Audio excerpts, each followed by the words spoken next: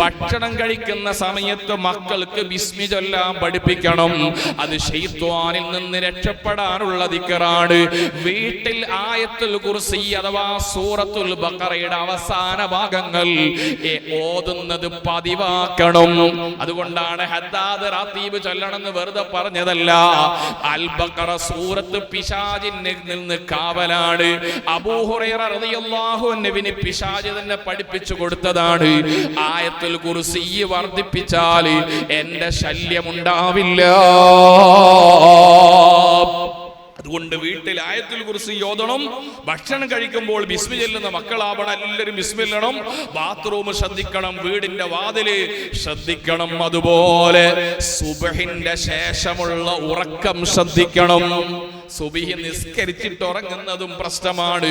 സൂര്യൻ ഉദിക്കുന്നതിന്റെ മുമ്പ് ഉറങ്ങുന്നവരെ കുറിച്ച് മുത്തുനബി തങ്ങൾ പറയാണ്, ബാല ശൈത്വാനു ഫീ ഉദ്നൈ, രണ്ട് ചെവിയിലും പിശാച് മൂത്രമൊഴിക്കുന്നതാണ്.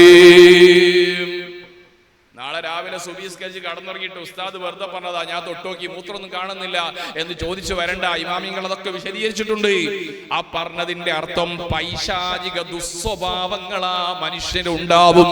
കാരണം മൂത്രത്തിലൂടെയാണ് ഒരു മനുഷ്യന്റെ ശരീരത്തിലെ വേസ്റ്റ് പുറത്തേക്ക് തള്ളുക. അതൊക്കെ വിശദീകരിക്കാൻ സമയമില്ല. മൂത്രത്തിലൂടെയാണ് വിഷങ്ങൾ പുറത്തേക്ക് തള്ളുക.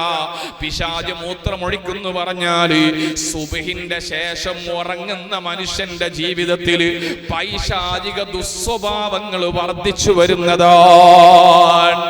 അങ്ങനെയുള്ള ആളുകൾക്ക് സുന്നത്ത് നിസ്കരിക്കാൻ കഴിയൂല, ഫർള് തന്നെ കഴിയൂല. പിശാച് പിടിച്ച് കെട്ടിക്കഴിഞ്ഞാൽ നിസ്കരിക്കാൻ തോന്നൂല. എത്ര ആളുകൾ നിങ്ങൾ ആലോചിച്ച് നോക്കി. ഇന്നിപ്പോ നമ്മൾ നിസ്കാരമൊക്കെ വ്യാപകം, എല്ലായിടത്തും പള്ളിയുണ്ട്. എന്നാൽ പോലും ചില പള്ളിയിലൊക്കെ പോയാൽ വെള്ളിയാഴ്ച തന്നെ ഉണ്ടാവും ദുഹർ ജുമാന്റെ മുമ്പ് വന്നിട്ട് ഇങ്ങനെ കുനൂത്ത് ഓതിട്ട് സുബീസ് കഴിക്കേണ്ട സാധു നിഷ്കളങ്കരായ മുത്തഖീകൾ. എന്താ ആ ഒരു ഭയങ്കര ഇഖ്ലാസോടെ ഖളാ വീട്ടുക. അപ്പൊ ഇങ്ങനെ എത്ര വഴുത് കേട്ടാലും നിസ്കാരത്തിലേക്ക് അങ്ങോട്ട് കുമ്പിടാൻ മടിയുള്ള മനുഷ്യന്മാര് അവര് ഇബാദു ശൈത്വാൻ. അതുകൊണ്ട് ശൈത്വാനിൽ നിന്ന് രക്ഷപ്പെടാനുള്ള മാർഗമാണ് ഗൗസുൽ ആദം. ഗൗസുൽ ആദമിനോട് അടുത്തു പോയ ആളുകൾക്ക് ശൈത്താനിന്റെ ശല്യം ഉണ്ടാകൂല. അതുകൊണ്ടാണ് നമ്മുടെ മുൻഗാമികളൊക്കെ മഹാനവറുകളുടെ ഖാദിരി ത്വരീഖത്തിന്റെ ദാക്കിരികളായത്.